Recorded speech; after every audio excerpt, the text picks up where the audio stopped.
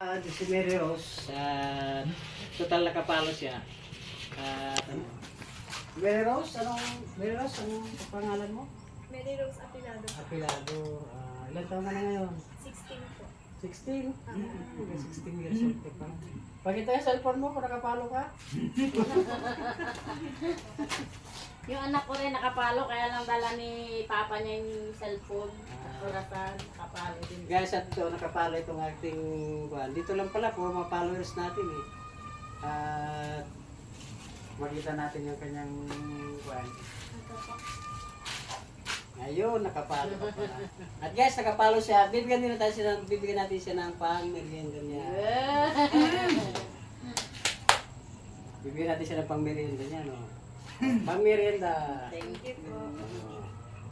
May 200 pesos din siyang pang-merienda. Yan guys, ano masabi mo? Thank you po.